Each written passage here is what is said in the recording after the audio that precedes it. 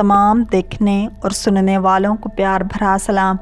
आपने अक्सर टीवी और तस्वीर में देवकामत इंसान देखे होंगे जो लंबी चौड़ी जिसामत के साथ साथ भरपूर कुव्वत के मालिक भी होते हैं।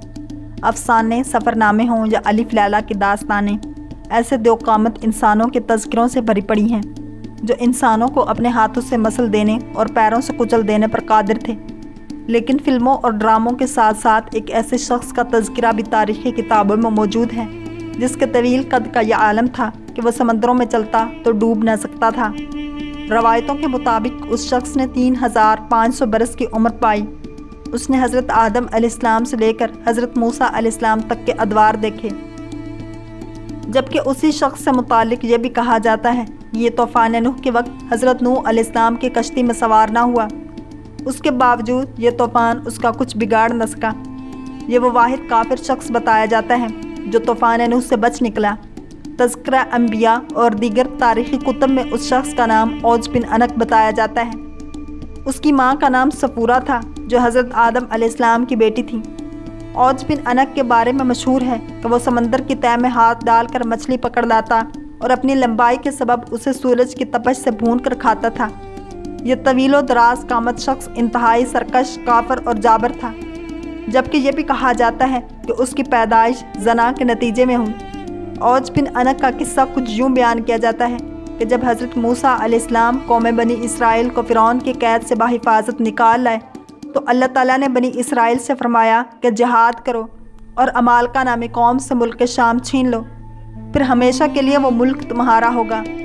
हज़रत मूसा अलैहिस्सलाम ने 12 अशख़ास को बनी इसराइल के 12 कबीलों का सरदार मुकर्रर किया था। आपने उन 12 सरदारों को मुल्क शाम के हालात की खबर लाने उस मुल्क में भेजा जहाँ इन सरदारों का सामना औज बिन अनक नामी उस देवकामत इंसान से हुआ। औज बिन अनक ने उन सरदारों की हकीकत जानने के बाद उन सबको पकड़ लिया और उन्हें दिखाने के लिए अपनी बीवी के पास ले आया। औज ने अपनी बीवी से कहा कि देखो ये सब मेरे साथ लड़ने को आए हैं। ये कहकर ज़मीन पर रखकर उसने चाहा कि उन्हें चूंटी की तरह पैर से मसल दे, लेकिन उसकी बीवी ने उन सरदारों की जान बख्शी करवाई। ये तमाम सरदार उस कौम की कसरत और कुव्वत देखकर बहुत ज़्यादा डर गए। उन्होंने अपनी कौम में वापस आकर हज़रत मूसा अलैहिस्सलाम से वहाँ का हाल बयान किया और ये भी बताया कि वहाँ के फल भी बहुत बड़े बड़े हैं। अनार का सिर्फ एक दाना एक आदमी का पेट भरने के लिए काफ़ी है। उस पर हज़रत मूसा अलैहिस्सलाम ने उन तमाम सरदारों से कहा कि तुम कौम के पास मुल्क शाम की खूबियाँ बयान करना और दुश्मन की ताकत व क़ुव्वत को बयान न करना।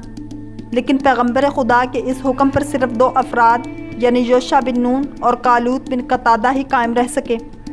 बाकी तमाम सरदारों ने मुल्क शाम में बसने वाले अफराद की ताकत और क़ुव्वत का हाल कौम बनी इसराइल को सुना दिया, जिस पर बनी इसराइल ने चाहा वो जिहाद में ना जाए।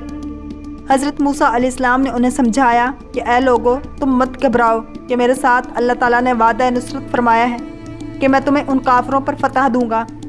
दूसरी तरफ बनी इसराइल ने हज़रत मूसा अलैहिस्सलाम से कहा, ए मूसा, वहाँ बेशक एक ज़बरदस्त कौम है, हम वहाँ हरगिज़ नहीं जाएंगे यहाँ तक कि वो वहाँ से निकल जाएं।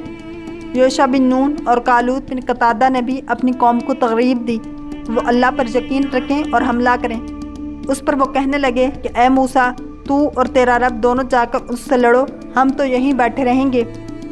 बस अल्लाह ताला ने कौमी बनी इसराइल को इस नाफरमानी के सबब 40 साल तक मुल्क शाम की सरजमीन उन पर हराम कर दी और जो कौम जंगलों में फिरती रही।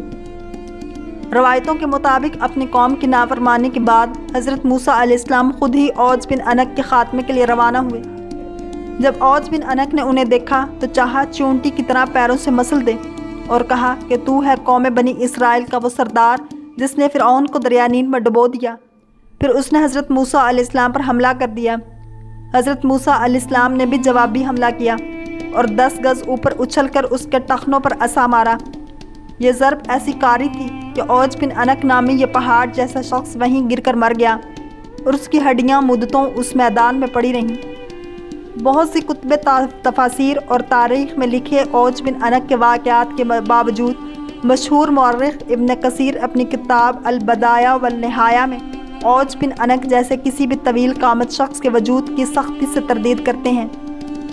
उम्मुल मोमिनीन हज़रत आयशा सिद्दीक़ा रज़ियल्लाहु ताला अन्हा से मरवी है कि रसूलुल्लाह सल्लल्लाहु अलैहि वसल्लम ने फरमाया حضرت نوح علیہ السلام اپنی قوم میں 50 کم ہزار سال ٹھہرے۔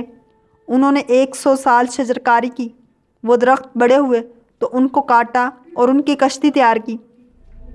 لوگ اس کے پاس سے گزرتے اور مذاق کرتے اور کہتے تو خشکی میں کشتی بنا رہا ہے، وہ کیسے چلے گی؟ تو حضرت نوح علیہ السلام فرماتے تمہیں جلد معلوم ہو جائے گا۔ جب حضرت نوح علیہ السلام کشتی بنا کر فارغ ہوئے تو زمین سے پانی ابلا اور گلیوں میں پھیلا، تو ایک بچی کی ماں بچے پر ڈری۔ اسے اپنے بچے سے بہت زیادہ محبت تھی۔ وہ اس کو لے کر پہاڑ کی طرف نکلی اور ایک تہائی بلندی تک پہنچی۔ جب وہاں تک پانی پہنچ گیا تو وہ بچے کو لے کر پہاڑ کی چوٹی پر چلی گئی۔ جب پانی اس کی گردن تک پہنچا تو اس نے بچے کو دونوں ہاتھوں کے ساتھ اوپر اٹھا لیا، پھر وہ دونوں ڈبو دیے گئے۔ اگر اللہ قوم نوح میں سے کسی پر رحم کرتا تو بچے کی ماں پر رحم فرماتا۔ جبکہ اوج بن عنق کے بارے میں کہا جاتا ہے وہ انتہا درجے کا کافر، سرکش اور نافرمان تھا۔ وہ حضرت نوح علیہ السلام کو کشتی میں سوار دیکھ کر کہتا یہ تیرا تھال کیا حیثیت رکھتا ہے، اور ان سے مذاق کرتا۔ حافظ ابن کثیر کے مطابق اوج بن عنق نامی شخص کی کہانی جھوٹی اور من گھڑت ہے، جس کی تردید بخاری اور مسلم کی اس حدیث سے ہوتی ہے۔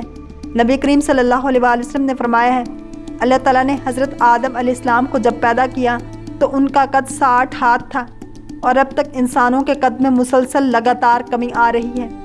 اس حدیث کا تقاضا یہ ہے کہ حضرت آدم علیہ السلام کے اولاد میں آدم علیہ السلام سے زیادہ لمبے قد کا کوئی شخص پیدا ہی نہیں ہوا۔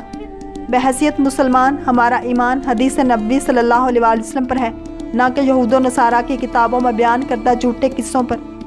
جبکہ موجودہ دور میں سائنسی تحقیقات سے بھی اس بات کی تردید ہو جاتی ہے کہ کوئی شخص فضا میں ہاتھ بلند کرے اور مچھلی بھون لے، جبکہ ہم جیسے جیسے زمین سے اوپر جاتے ہیں سردی میں اضافہ ہوتا ہے، اس لیے پہاڑوں پر ٹھنڈک ہوتی ہے۔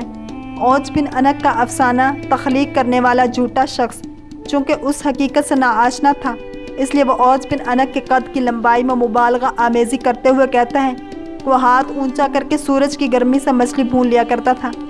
حالانکہ اگر فرض کیا جائے کہ اس کا قد میلوں لمبا بھی ہوتا تو مچھلی اوپر کرنے سے بھوننے کے بجائے منجمد ہو جاتی۔